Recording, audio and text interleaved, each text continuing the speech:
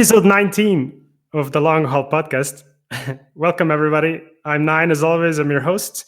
This week, unfortunately, not joined by my usual co-host, Kerry, due to some personal issues, but he'll be back eventually. So to fill in his shoes, I grabbed a couple of community members, and I'd like to welcome Grafz and JoeyD. Hey, guys. Yo. Hey. What up, my dudes? Big shoes to fill. Kerry's shoes, eh? He's not that big, but metaphorically speaking, yeah. My accent's not as handsome, but I'll try my best. I think pre-game we were just talking about how dumb I think it is that people say that the game is dead, and you can still get on, you can still play, and especially for super casual people like me. I mean, I started my own little podcast just because I think the game is under-discussed, and there's so much about the game that is so great, and it frustrates me to no end that nobody talks about the game. Everybody talks about like the drama, or like we bothered Richard Garfield again and he said the same thing, or are people working on it or are they not working on it? I mean, I think they've said they're working on it, right? And I think the game is great now for casual people to play. Do you wanna plug in your podcast and tell people where to find it before we proceed? Oh, sure, I'd love to. It's just called Tark Artifact. You can find it on Apple and a bunch of other places. I try to post new episodes through the Reddit, but they don't actually appear for some reason.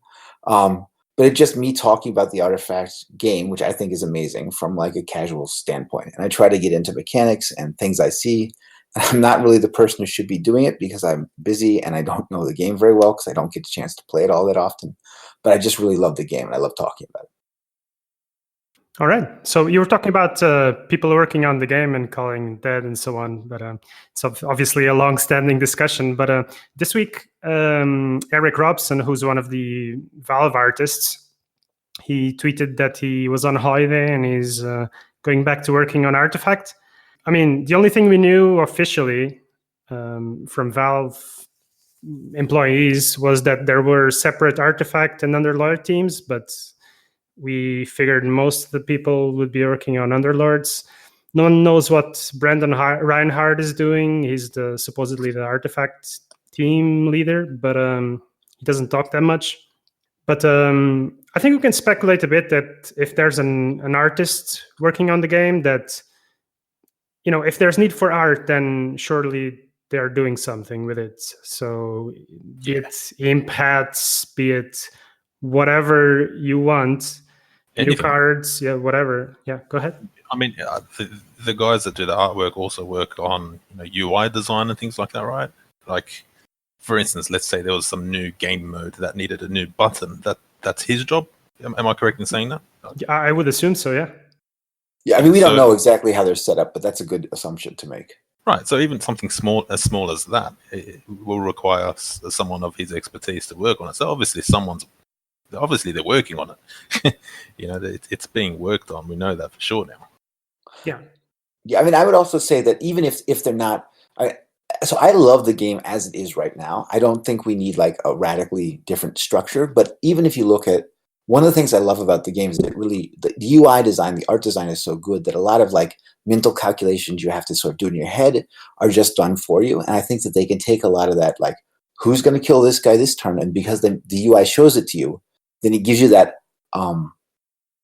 ability to like add more complexity into the actual gameplay. And a lot of cards, now that I'm paying even more attention when I play and stuff, a lot of cards have unique, really interesting UI effects, right? Like there's a card that the blue card that Nine probably knows this better than I do, but there's a blue card that if you cast it on somebody and then it makes two of your opponent's cards do something, right? Where you take damage, like 6 damage. Yeah. And that there's a whole effect where like the board zooms out and a meteor shoots in from the side. I think that a lot of their cards, like Gank and a lot of other things, have their own special little UI moments that sort of make it clear what's going on. Like even there's the black card that lets you move over a lane and then do 2 damage to a target, right? So if your black hero hops a lane and then it shoots at somebody for like, I think a point or 2 of damage, like there's a whole like little missile that comes out from you. So they may very well just be like working on new effects to make sure it's clear what's going on in game as well. One of the things that I think doesn't get much credit is the voice acting and the voice interactions. I mean, Valve are known to do this, but it still cracks me up when Ogre Magi multicasts and makes fun of your opponent, or just like when you play Red Mist Pillager with Axe or stuff. Like the way the cards interact is awesome, and I love that. yeah. I wish they would work more on that, because that's such a cool experience. Like it always feels unique, even if it's a line I've heard before, because it doesn't happen every game. It's not too repetitive, and there are so many variations. That's something that I really love, yeah. I actually just picked up on a line the other day. I can't remember exactly what it was, but is there something that's about slacks in the game? I think it was Keith that says it. Slacks? Yeah, Sir Action slacks, yeah. There was a voice line from Keith that says something about Sir Action slacks. Oh. I'm not aware. And it was the first time I've heard of it, and I don't know if they put it in there as some sort of Easter egg. But yeah, it was... I definitely heard it. I'm Googling it up quickly to see if I find it. That's cool. The interaction I like the most that I saw recently, it's not a big deal or anything, but if you're playing Legion Commander and somebody else plays a Bronze Legionnaire against you, and they're in the same lane, the Bronze Legionnaire apologizes to Legion Commander.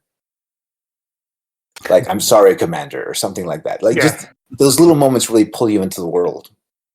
No, those things are so sweet. And when they catch you off guard, it's great. Yeah, the Ogre Magi is ridiculously funny. Yeah, I'm trying to find it on the wiki, but unfortunately the wiki is not... I can't find anything on Google as well. But yeah. It may be an Easter egg. When you like click on units, you can sometimes get them. You get a set of voice lines. Mm-hmm. Are those like... do you guys know if that's a full set of the voice lines in question, or? Oh, no. Those are the ones that you can make them say. Yeah. And I think there's 6 of them, or I don't know exactly, 6 or 8, and each one is associated with an emotion. So each creep will have the laughing one, or the mad one, or the teasing one. But that's completely different from the card interactions. When you guys join a game, do you usually send a message to your opponent like "good luck" and "have fun" or anything like that? Yeah, sometimes I do. Yeah. I try to adjust it. I find that the board sometimes moves so quickly that your message, sometimes someone will message you and then the board state will shift because you move lanes or something, and you almost don't get a chance to read it. Yeah, that does happen. Yeah, it's like some of the hero animations as well. Specifically, Zeus card, Thunder God's Wrath. If you hit a lot of heroes, the animation isn't well timed. There's a bunch of small bugs like that, and it's obviously something that they would have had to keep working on, but they just kind of gave it up. So there's a bunch of bugs. How long have you been playing for, Grafz? I started during the original for a few days, and then I got busy with other stuff, and I thought it was really fun, but I didn't have a full card set, and I got, like I said, I have kids and stuff. And then I played randomly. This is going to be one of my artifact moments, but I have a friend who lives on the other side of the world. I used to live in one country, and now I've moved somewhere else. And he and I used to play Go together, in Japan when we were much younger and stuff. And we just got online and we started playing. And I was not only that it was really fun to play the game against him, but then we could switch decks, which is I could lend him his deck or he could lend me my deck. And it was really it was just such an awesome thing. And you can't do that in other games. And I just loved the idea that they sat down and said, what's awesome about card games is playing with your friends. And you guys should be able to switch decks and recommend decks to each other. And I just thought that was really when I got back into it again. But that was months after sort of the whole thing had happened. I actually feel like the whole friends kitchen table interaction thing is very underexplored. There's way too many things that they should have had from the beginning. But I mean, this is a whole new other discussion. But specifically trading cards, lending cards, a bunch of stuff that should be easier to do. But so I have a thought about that a little bit too. Actually, I'm curious, Joey, when did you start playing? Pretty much since release, maybe a week or two in. Yeah, I think it was about a week after release I started playing. And you really consistent through the whole time, or just? I was consistent. To be honest with you, I haven't played a lot recently. So I run my own business. I've got a family and kids and everything as well. So I don't even have time for any games, to be honest. But when I get a chance, I do play. Yeah. But prior to that, it was pretty consistent. I think I've logged in about 400 hours. Oh wow. Okay, I'm at 60. So. All right. Yeah. But I'm happy that we all. I'm happy that we all have different experience in playtimes. Then we can. Yeah, I want to get back to that marketplace thing that you were bringing up, Nine. Yeah. You were saying that you think that like it'd be cool to just be able to like trade cards to your friends, right? Yeah, for sure. Yeah, and I thought about that. That was something else I almost wanted to get into in my podcast at some point. But like, the only problem is you can see situations where like a young kid gets pressured into trading with their friend, and like gets frustrated and goes to Valve, right? And if the game becomes like very popular, then that's a lot of complaints you have to deal with. And I think also that because they get a certain amount of money, like they get, I don't know how much they get, but they get X% off of every transaction. It's a way for them to, if they require everybody goes to the marketplace, then it's a way for them to guarantee that people are getting good prices. Well, I mean, we're talking about Valve. These guys make millions off of a company with 300 employees. I mean, the company's, I think, valued at more than $1 billion. So, I mean, we can talk about private, greed. though, right? It's fine. Yeah, it's private. They should be able to make money. That's not the question. It's easy to implement a trading system where the person who receives the cards is unable to sell them or to trade them to other people. It's also easy to implement a system where you lend the card for, say, 48 hours, like a weekend. I love that idea. There's a bunch of things where you can work around that. So that should never be a problem, really never. Yeah. I do gently want to push back on the idea that they shouldn't be able to make money on Artifact. I think that that's probably the weirdest, and I'm not saying you're saying this, but the weirdest thing I get when I see Reddit is like everyone who like, every 3 days there's like a new post like, how would you change it or whatever. And there's some percentage of the population just like, I should get everything for free and not have to pay anything. And I find that like just deeply mysterious. Yeah, this was one of the big issues for me with discussing things on the internet in the last months, specifically about Artifact, because, I mean, if I go to the local swimming pool and I have to pay for a ticket, it'll cost me $10. And let's say that I hang out at the pool for 5 hours. That's it's decent value, paid a couple of bucks per hour. And how much would you pay to go to a movie? Yeah, I live in Switzerland, so things are a bit expensive, but let's say $15. So if I'm willing to pay $15 for an hour, it doesn't cost me to pay $1 to play a prized Phantom Draft, because I'll be entertained for 3 to 4 hours, and I see that as decent value, and I can luckily afford it. So, but you have to realize that I think for a lot of people this logic doesn't apply because they're young and they're used to free-to-play games, and games have to be free and whatever. Everyone's got their own perspective and experience on these things. But let me be honest with you. I'll tell you something. I haven't spent a single ticket on the game. Not one single ticket. Yeah, that's the thing as well. Is you don't even have to. Yeah. I mean, you spent the $20. Yeah, of course. So I spent $20 on the entry fee. I've spent money on the whole collection of cards. I've not spent a single dollar on tickets. I have not even used up a ticket. I've just played casual, free modes and the tournament modes, and that's where all my 400 hours have been logged in. But to me, of someone that can afford to play the game, I still find the whole ticket system pretty weird. It's like, okay, so in your sort of example where you mentioned the swimming pool, right? If you compared it to Artifact, it would be pay $20 to enter the building, and now pay $1 each time you want to jump in a swimming pool. Well, that's where it's a little bit weird, right? Mm-hmm. Yeah, I can make that analogy. Just to nitpick, though, you pay $20 once to be able to enter the building whenever you want, right? It's not every time, right? That's true, yeah. And then they have like regular swimming, but they also have like fancy swimming, right? Yeah. I think the major issue of the ticket system wasn't so much that you had to pay to get in, but it's just the rewards weren't rewarding enough. I think that's if it was a lot more rewarding, I think people wouldn't have too much of an issue with it.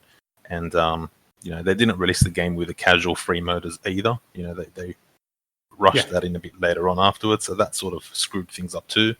And I do agree that it feels bad having to put money in the game. Of course, I would prefer not to, but I don't.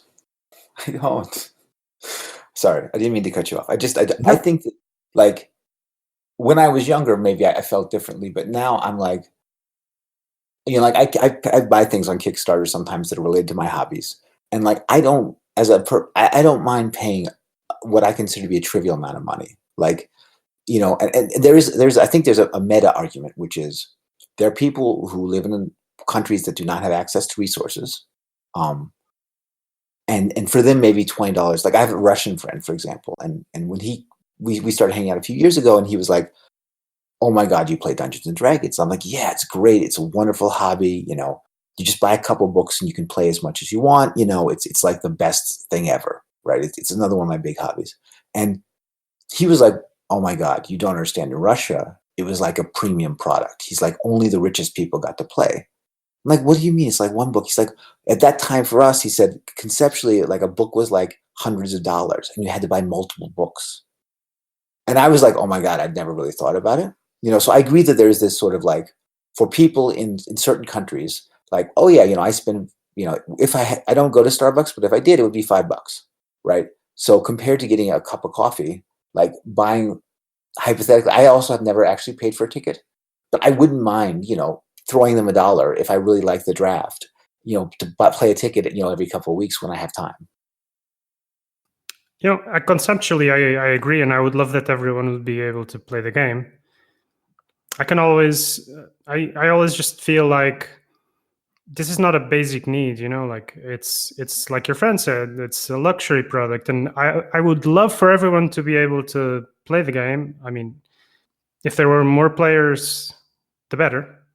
But at the same time, people should not feel entitled to say I demand that this game is free because I want to play it and I cannot afford it. Right. Like, let's say you decided your pool was too expensive and you didn't want to go. You wouldn't hang out outside the pool with a sign saying this pool should be free. And that's what the Reddit feels like to me. People show up and there's post after post. It's like, I don't like anything about the game. I don't like how the economy works. I don't like how the game is structured. I don't like how the cards work. I don't like how the art works. I don't like anything about it. And also, it costs money and I hate it and I want to stop. It's like, it's not for you, right? Like, I'm not hanging around. I may not like, a movie, but I don't hang around outside the movie theater with a sign going, "I hate this movie. You shouldn't like it either." Yeah, and that's the thing, because I loved Formula One as a kid. I've never been in a Formula One car. I've never been even in a Formula One race. It was difficult and expensive, and you move on. Like if you're a kid and you want to be an astronaut, you don't get mad because it's difficult to be an astronaut.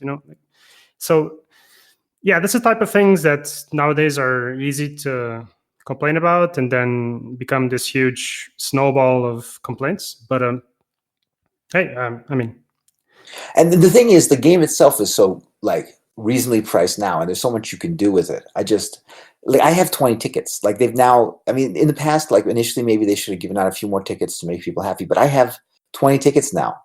I literally used my first ticket ever the other day just to try it, because you get them for leveling up whenever you play, right? Yeah, I've got 20 as well, 25. I'm holding on to it with the hope that they reimburse something. Yeah, that was not in the vanilla release though. That was something they added afterwards, and you will only get rewards until now level 16. Though, so. Yeah, agreed. So the vanilla release was really bare bones. It had nothing, and that's what sort of, if it had the reward system, if it had the casual draft in there from release, maybe we'd be in a different situation now. Not too sure. But yeah, it would have prolonged the long haul a little bit more. Sometimes I still wonder if this was like a social experiment that Valve wanted to do and see how people would react, because it was so absurd to release the game like that. Well, I don't know that and part of it is so, just to go super meta, Magic Origins kind of came out, and Magic Historic. I think they're really targeting Magic players with this game, because as a Magic player, you look at this and it's like, oh my God, this is the best game ever. It's Magic came out, Richard Garfield invented it in the 1980s or whatever, and it's a good game, but it's very, they've struggled now, I think, a lot with designing new cards and new effects because of some basic ways that it's structured. And they struggle a lot with making it fun. And over the years, they've had to get rid of a lot of the interrupts because they were too annoying or change how they work. And I think that historically Magic has always struggled to really be a good online game. And then Magic Origins came out and was kind of successful. And I think they said, look, our core engine is really good. The game is extremely polished. Why don't we just get out here instead of waiting? And maybe they didn't spend a lot of time thinking about it. Not so much the monetization, but the kind of stuff you're talking about, this sort of meta. But personally, I hate Hearthstone's Skinner box, you have to complete 3 quests a day type stuff. I'd rather just play the game if it was fun. Yeah. I just so Capcom's released a new mobile game called Tekken. It's card game, fighting game with all their characters from all their IPs. So it's Street Fighter, Resident Evil, etc., etc. Just giving that game a try this week.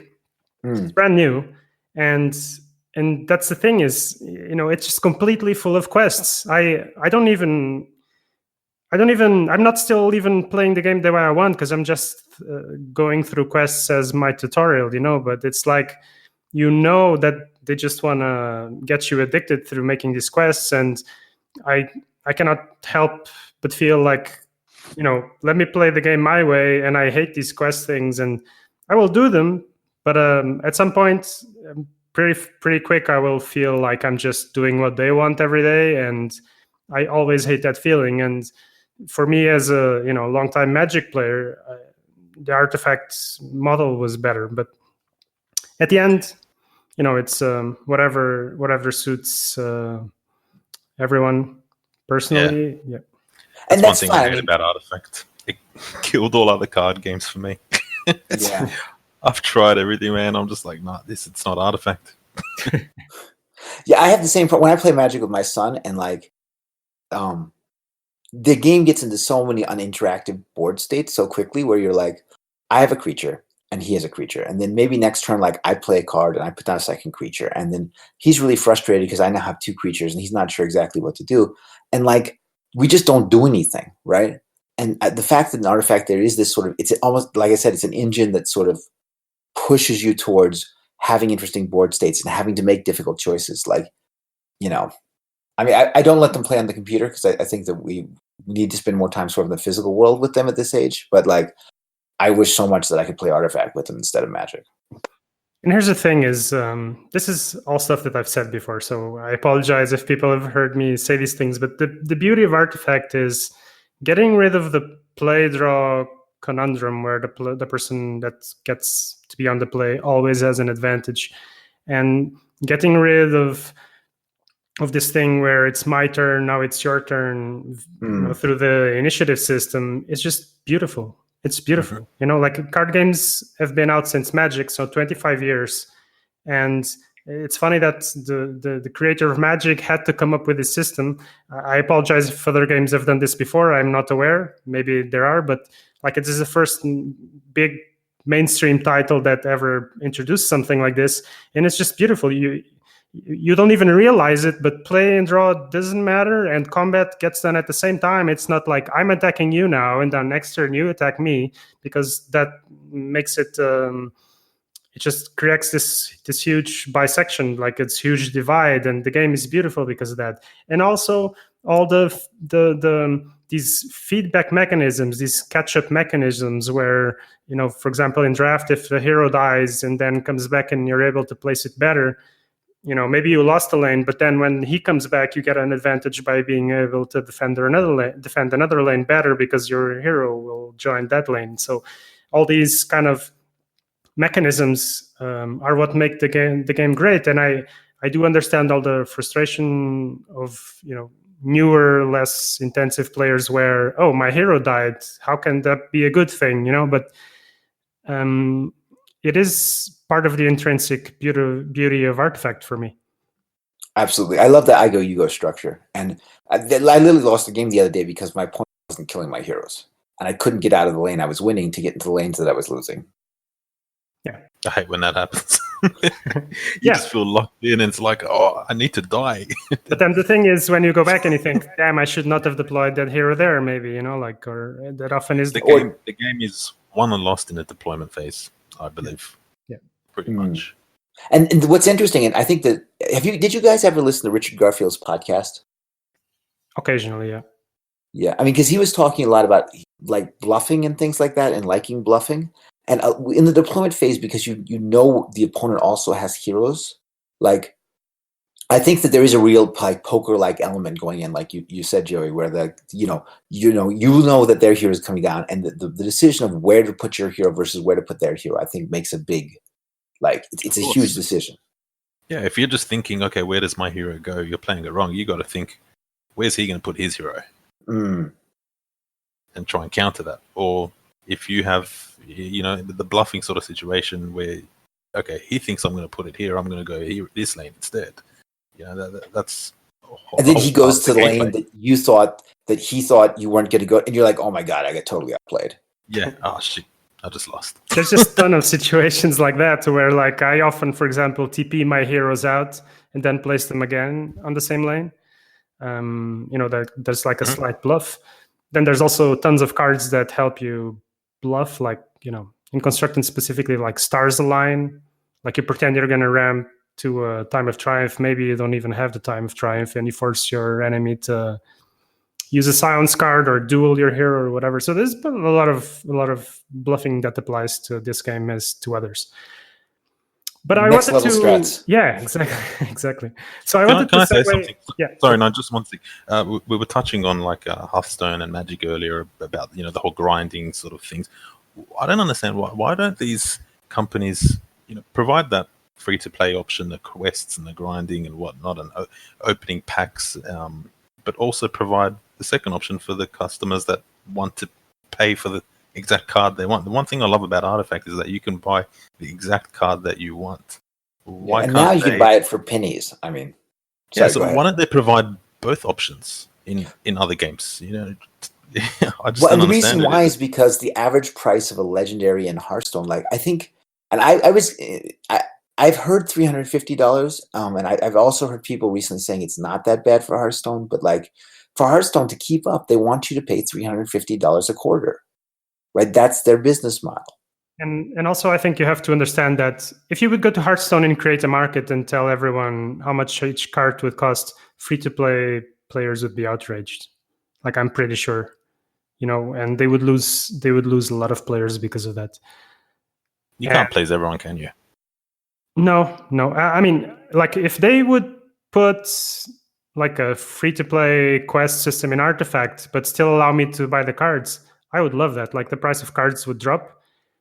Of course, so in Hearthstone, would make less money, though. That's the problem. I mean, the only problem with doing that, I think they mentioned that, is if you put in a system that allows people to convert time into money, then the people who have like 10,000 hours to play these games, or I mean, it's like grinding in the old days. There used to be people who would, maybe they still do it, where they would you could hire somebody stereotypically in a developing nation like China to grind your count up for you, right? A lot of people would wind up just like the value of all cards would fall to the lowest possible price, like the minimum price of 3 cents. Is that bad though? Because that's only bad for Valve. But then for the people who are buying the card, right? Valve is, but for people buying a card, like let's say I paid for Act and I paid $5, which was a pretty good price when the game came out, and now would be sort of maybe not a great price. If that card then fell to say $1 or 50 cents. Or 3 cents or whatever, then would you be outraged? Well, so I personally, of course not. But I think that for people, one of the things they were saying is These are digital products, like this is not like Paper Magic where the cards is there in your file thing in your shoebox. This is a digital product, and if you know from the beginning that the card will devalue through time, I don't think you can be that outraged, because you can wait for the price to low as well. And if you just want to play Constructed from day one, then go ahead and spend the money if you can, I guess. I don't know. Fair. I mean, I understand. I think I understand where you're coming from. I think the only counter argument was that, let's say that you spend $50 in this card game, and like in packs and whatever, you get about $50 worth of cards. And the next year you spend another $50 worth of money, and you get roughly $50 worth of cards. Then you actually have $100. And kind of like some Magic players have like apparently financed their trips to college over the years by like buying Magic cards, and then like it creates a different dynamic and a different attraction to people. And I think that they were going for a different market, and I think that their desire was to sell to a new class of people who theoretically existed. And what happened is that partially, I think, because they picked streamers, but who really knows? Like they somehow attracted a crowd of people who had no interest in the game, right?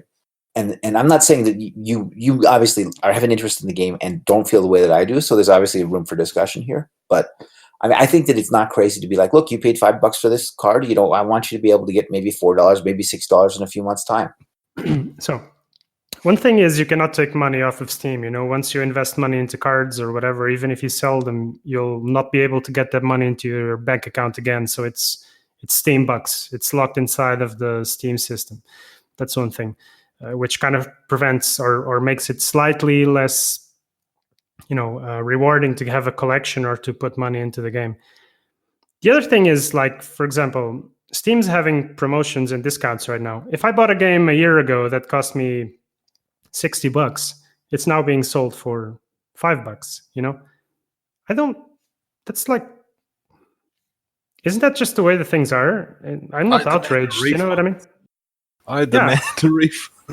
Yeah, I'm gonna go make a Reddit post and say refund Payday 2 because it's out with a bunch of bundles and DLC from the last like 3 or 4 years for $2 or $4. And there's no reason for outrage, just the way things work. But I agree. I think that you're making some really good points. But I have also seen people where you back something on Kickstarter for say $40, and then the companies used to occasionally have like a sale when it was sort of launching, where it was a little bit cheaper, and people who backed on Kickstarter would throw a fit.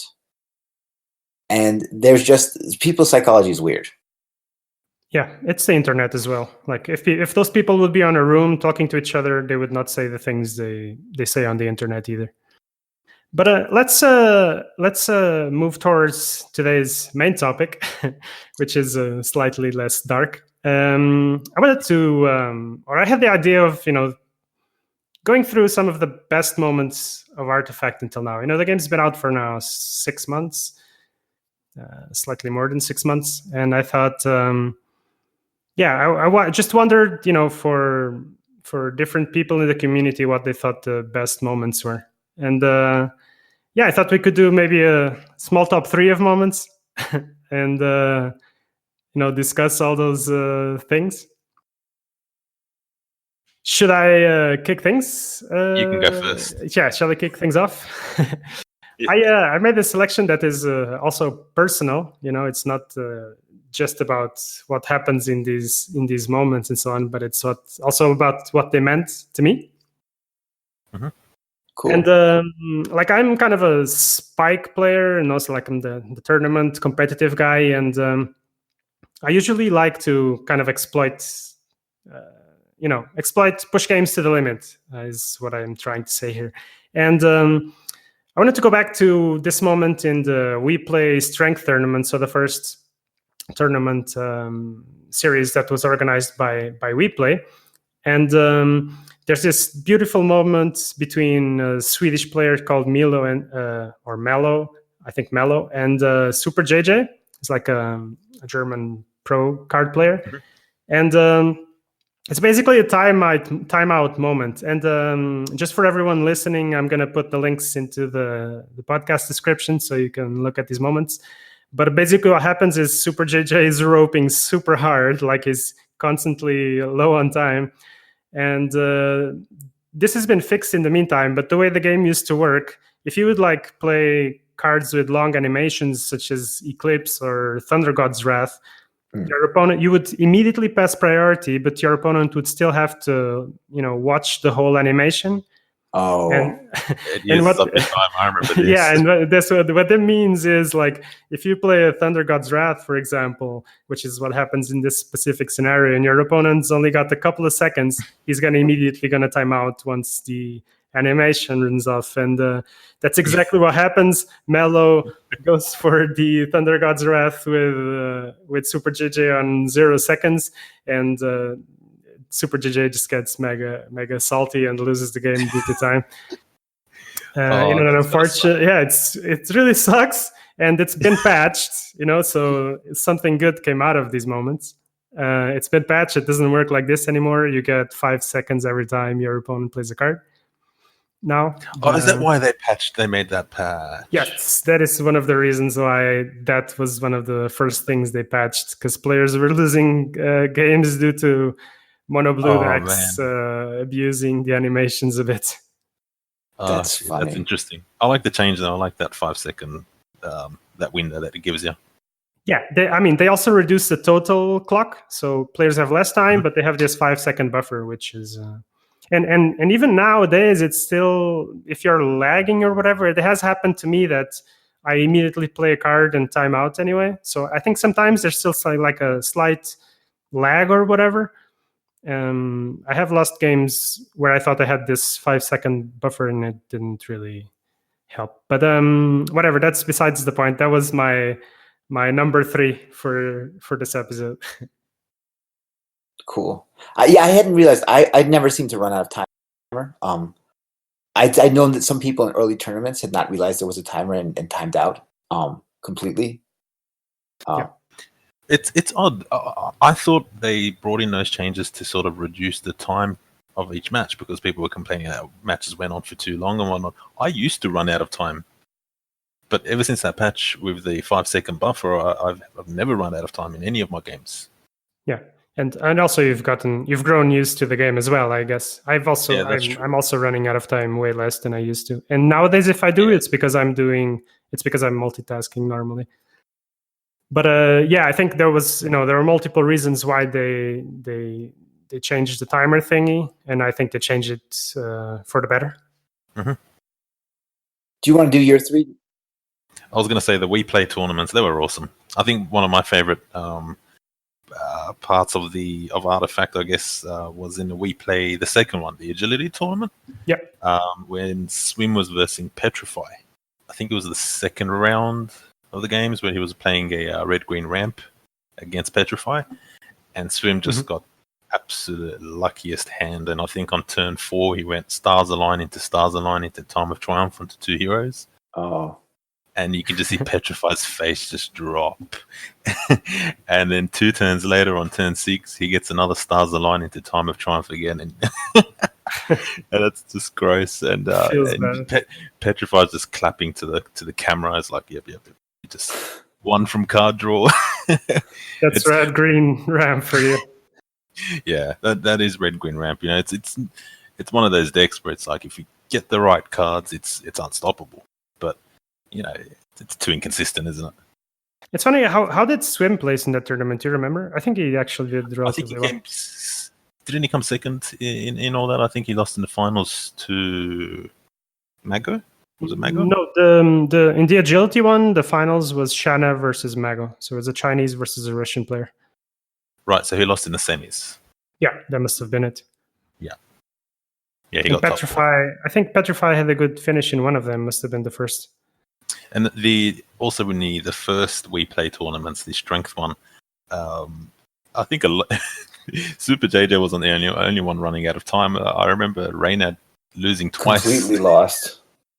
He lost twice because of but that was on his own, right? Like that was not on his own. No, that wasn't an animation or anything. It was just like overthinking. That was so weird.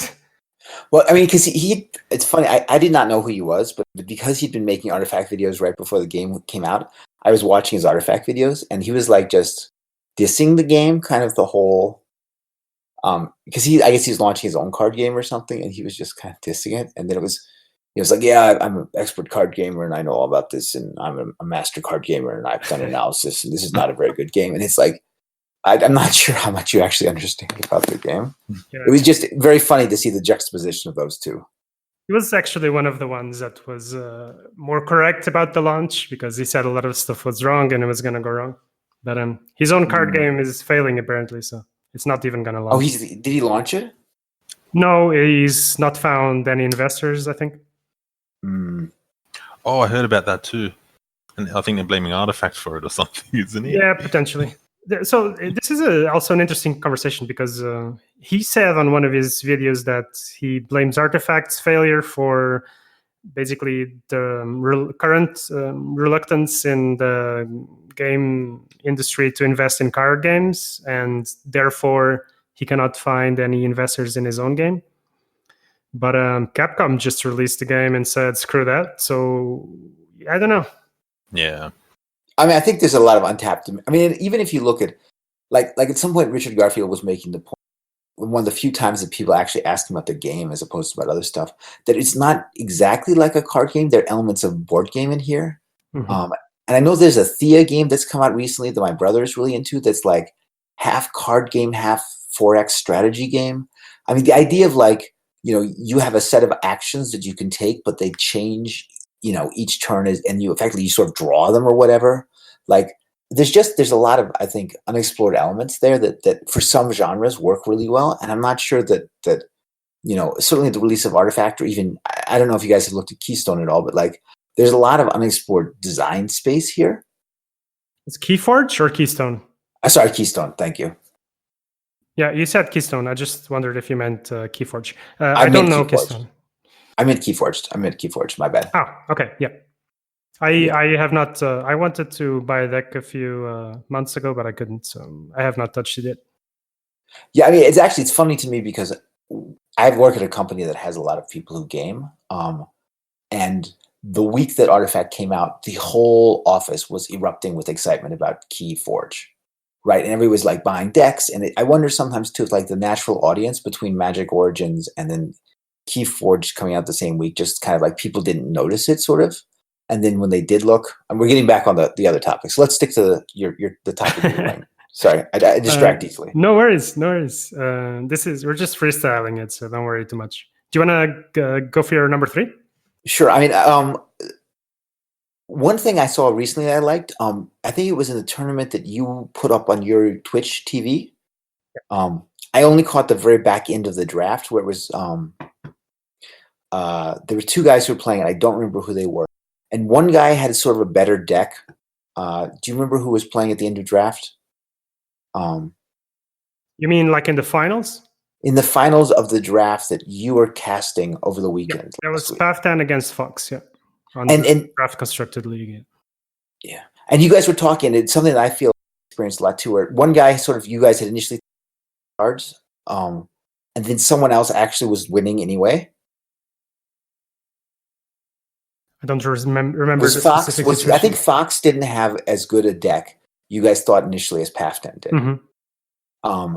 But Fox's deck started to work better. And I don't know if it was a combination of his skill and his draws or something else, but I was just watching. I was like, if people who watch the game all the time can't, it's difficult to figure out which deck is better until you play it. That suggests to me that there's just a huge amount of interesting stuff going on here. No doubt. That's completely, Artifact is really difficult to predict. That's my take on it, at least in limited. I've defeated decks that were, amazingly superior to mine, and I've had draft decks that I thought there is no way I can lose, and I go to a drop. So it's just you gotta back up the deck with skill. Not a lot of card games can say that, right? I think not to this level. Not to the same level. Yeah. No way. All right. So now that we talked about the DCL, my second moment is also from the DCL, and it's basically the winning play of that draft that we were just talking about, because I was casting with Bokchai, and it was just such a great way to end the tournament. Path10 has this board, it's just basically his Zeus and Debbie against a huge white board with 4 heroes, and there's nothing he can do. It seems impossible to win the game, and he's got this Eclipse with, I think, 6 charges, where, it just seems basically impossible that he's gonna kill anything. He's facing 4 heroes, a couple of Thunderhide packs. His tower is just taking like 40 damage. And he gets the absolute perfect Eclipse. and bok choy just go crazy. Like I'm completely awestruck. I don't even know what to say. And this 1 in a million eclipse just kills one of the Thunderhide packs, and allows his tower to survive for 2, and he steals the game. And it's just one of the most beautiful moments for me, because first I don't spectate that many games, and then when you're casting this and you're just like, yeah, there's no way, I'm not even gonna bother looking at the odds, and it just goes for it. And then this beautiful moment of RNG just swings the game the other way. It was beautiful, man. That wasn't RNG. That was all skill. Come on. 1.6% chance. I think someone calculated on the Discord channel. It was a very, very low percent chance. Disgusting. It was one of the best things I've witnessed in this game. That was really nice. Yeah. Your reaction, I've watched the clips a couple of times. Your reaction to it is just hilarious. And the thing is, like, it's the tournament ending play as well. It's so perfect, man. I just wish it would have been like $1 million tournaments instead of a $250. But hey, the DCL is still going, guys. How often? Because I'm not following this so closely. How often does the DCL happen? All right, so the DCL is an ongoing tournament series where you have tournaments every day. Those tournaments are qualifiers for a monthly final tournament series. Like there's a constructed one and a limited one. But you can play every day. Every Sunday there's like a qualifying event where the winner gets directly qualified. But otherwise you just have to gather qualifying points to qualify to the final event. And is there both constructed and draft? Yeah. And how do people find it? So you go on their Discord, basically, is the easiest way to do it. And they will just post links to access the tournaments. You click them, you register to the tournament, and then you go in the game and you just pop in. Don't have to pay anything. Everything's for free. Well, you do have to own a deck if you want to play constructed, but for limited, you don't pay anything. Cool. 100% free for the chance to win some money as well. And who is it? Are people just sort of donating to generate the prize pool? At the moment, yes. So before there was some sort of organization structure. Over time, things have gone towards the crowdfunding system because it's difficult for people to just keep funding this out of their own pocket. So right now it's community driven. The community is obviously very small, but those remaining are really, really into the game, and they want to see the game survive until the next potential patch comes out, as do I. And so, yeah, there's a bunch of cool people like JoeyD who match other people's Patreon donations, and we're just trying to build up a pool to keep the tournament series going. And obviously there's a bunch of good people who admin the tournaments and create the events and manage the things. So people are investing their own money, their own time into the game because they love it. Right. So at this stage, there is Baby Bok Choy, who is the organizer of it all, Joe Larby and myself, basically pledging to come up dollar to dollar towards any donation that the rest of the community put in. So, for example, right now, I think it's at about $35. So if you go 35 times 4, it's at $140 prize pool. And we've got until the end of the month. So the more that the community puts in, the more we'll put in. That's really cool. Yeah, most definitely. I think we've capped it just in case, sort of thing. So right. So everyone's got families. You don't want to. But there is a cap of still $1,000. Yeah. It's pretty good. That's very good. I mean, that gets back to the idea of if you want to make it accessible to people, but the monetization model may not wind up making the game free. Someone can pay their $20 to get into the system, play draft, walk away with a couple $100, and either build up a constructed deck or do whatever they want.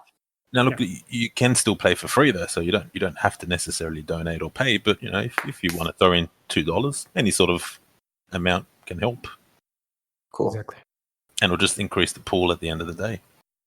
And I just hope that these people that are putting all their money and their time into this, that once the game comes back, that they get the proper recognition, and that we keep these leagues going, and that these guys are able to like organize proper big events.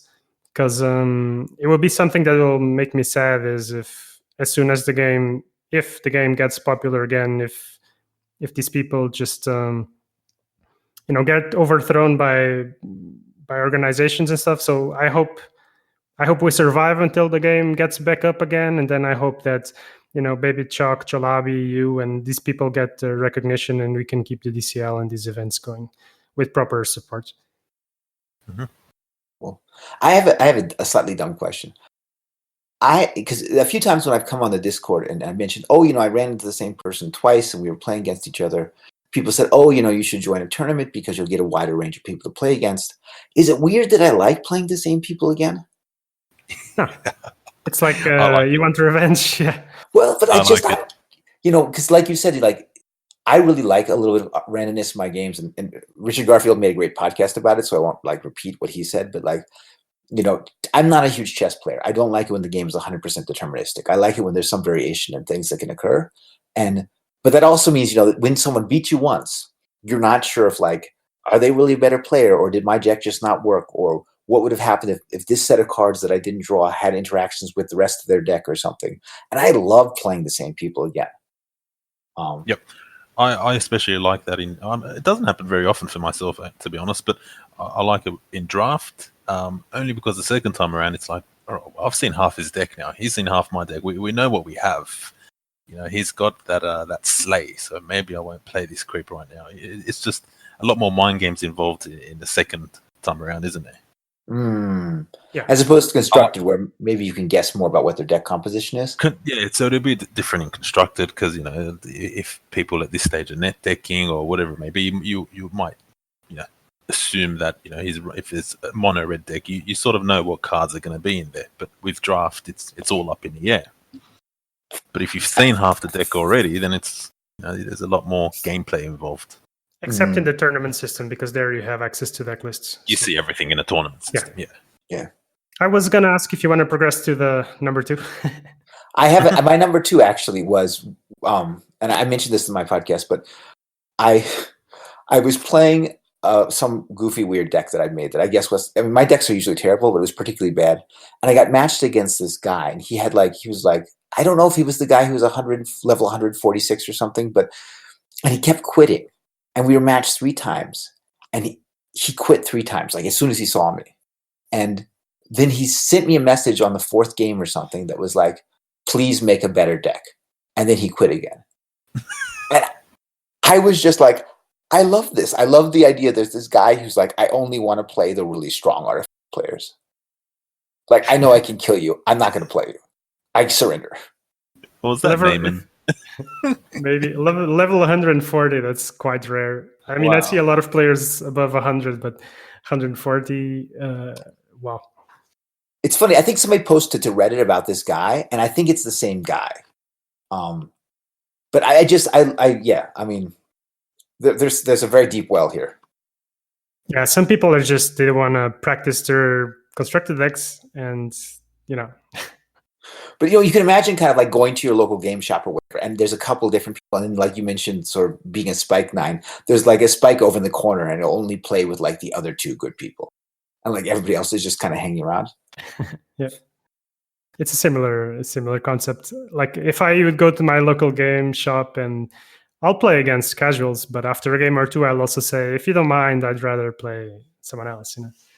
Right. I mean, for me, I love the variety of people I run into, but I also love that I get matched up. I fairly frequently I wind up playing the same person, and sometimes I'll changed a couple of cards in my deck, and I just love that. I just sort of the sense of that, it's someone I wish it was sort of an easy way to low stress friend people, where it's I want to just be this person's friend in Artifact, but not in Steam, and just oh yeah, I played against you last time, and this was your deck.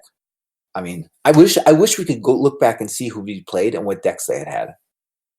Oh yeah, that would be a cool feature. Yeah, that would be similar to replays as well, which we don't have yet. Yeah.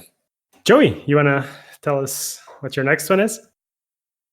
Is this the The second one, I sort of jumped the gun. My Yeah. second one was what I mentioned earlier, where everyone in the first tournament was running out of time. Right. I just found it hilarious, especially the Reynad one, 2 games in a row.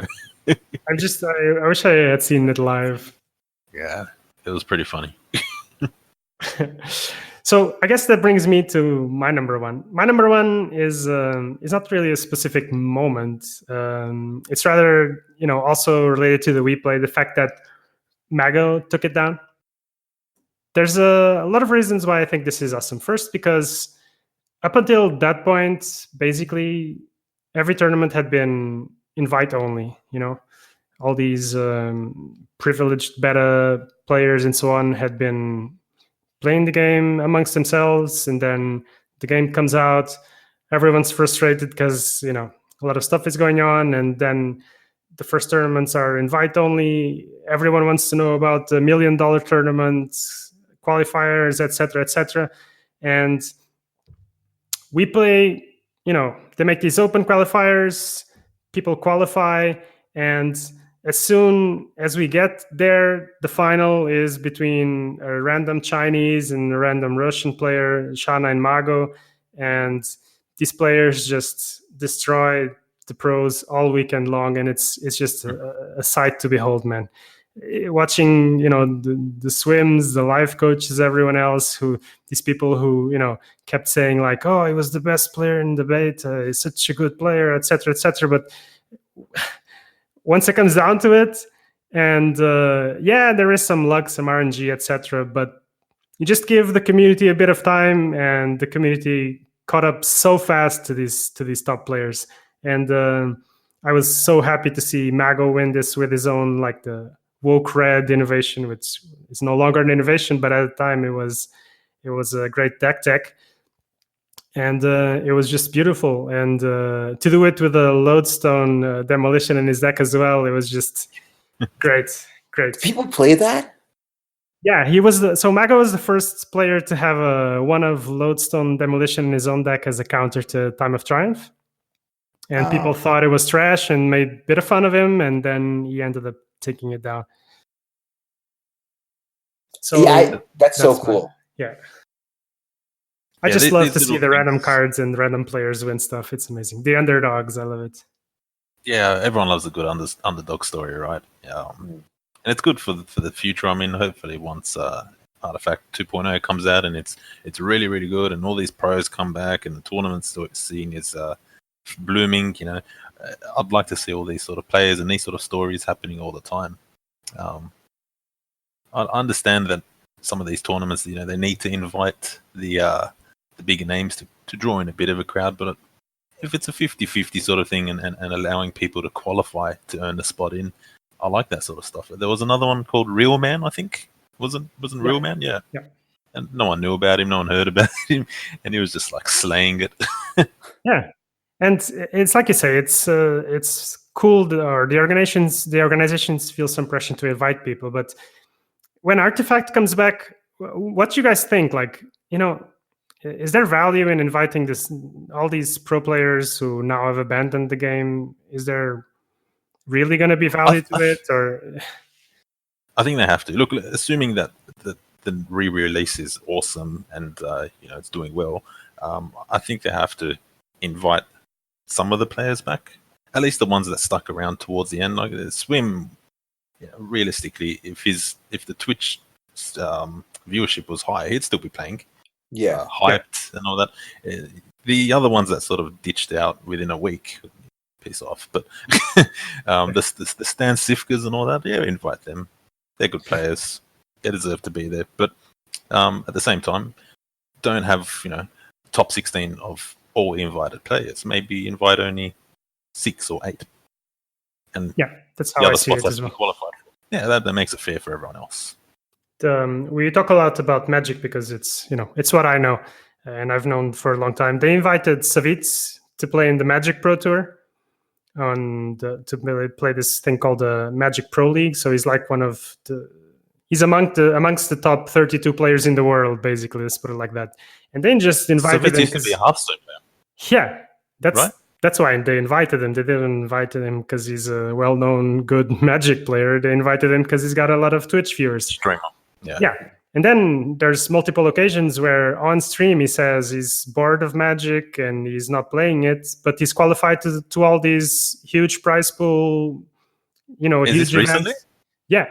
And, He was saying this about Hearthstone, and that's why I stopped streaming Hearthstone and jumped onto Artifact. yeah. So he's been doing this on the regular now the last couple of years. He said he was like super, super happy now to have Underlords because he was bored of card games.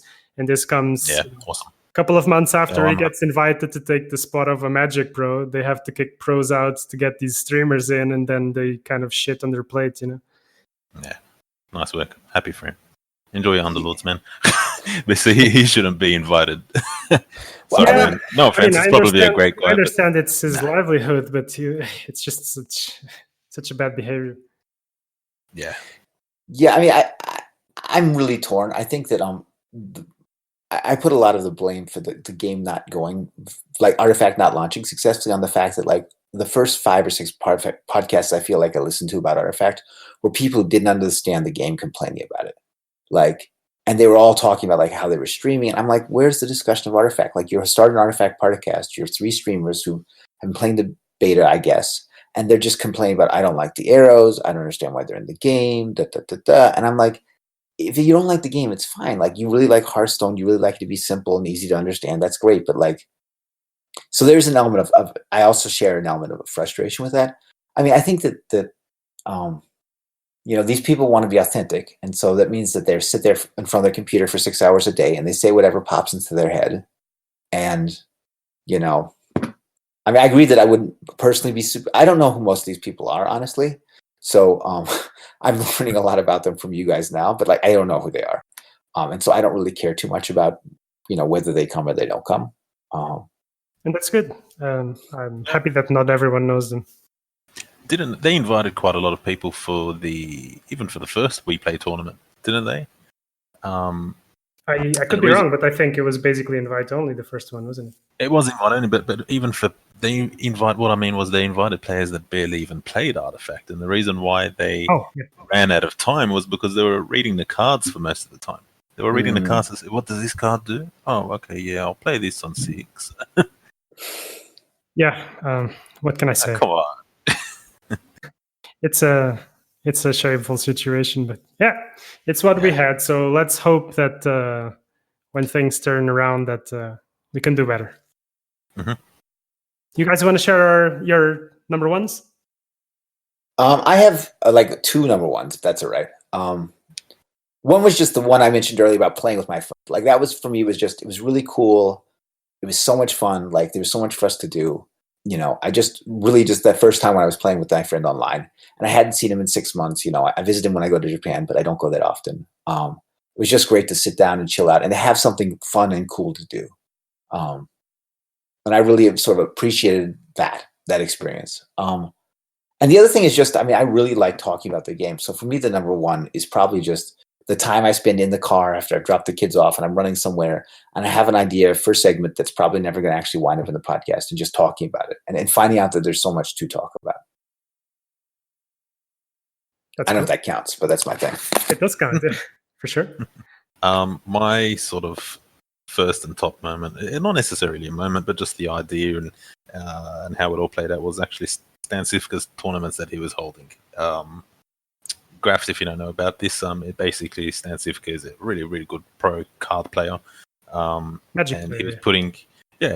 he was putting, putting 5,000 of his own money on the line. Hosted a tournament where over 100 players would verse each other, and whoever wins that tournament would verse him for the 5,000. Oh wow! And he won obviously the first one. So the next time around, all right, $5,001. I think, he won that again, went 5,002 until I think, was it 5,003 or 5,004 that he ended up losing? I think it was 5,003. Yeah, he ended up eventually losing. But that sort of, that idea and bringing the whole community all into one, I really liked that. And I hope Stan Cifka comes back when 2.0 releases, because he really, really loved the game and he was pushing for it. And but that whole sort of tournament that he hosted. That was pretty much my top moment. That's really awesome. Yeah, it was awesome. Is he like a Twitch streamer?